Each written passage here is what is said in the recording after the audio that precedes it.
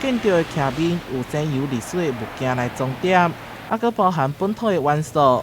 这栋建筑混合式的风格引人注目。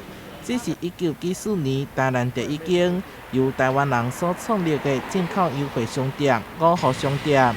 厝主向文化部争取经费补助，目前已经修复完成。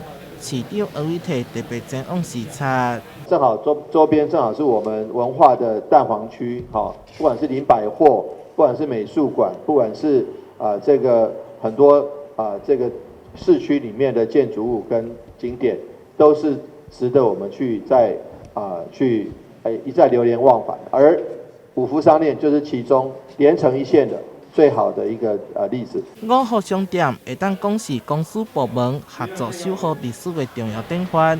为着保留原本的模样，修复团队用4天的时间，为历史调查设计做起，一步一步将老厝活化，重现8当建筑的风华。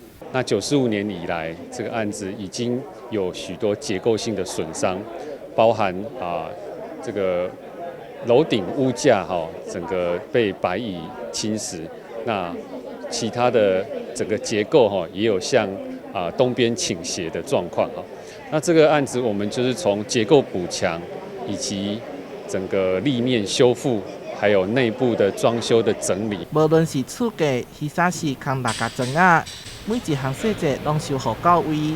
五福商店什么时阵会对外公开？文化局表示，目前阁伫咧找人进驻，也无阁会甲建筑的原件、甲厝主家中留落来的物品，拢摕出来向民众展示。台南新闻所在采访报道。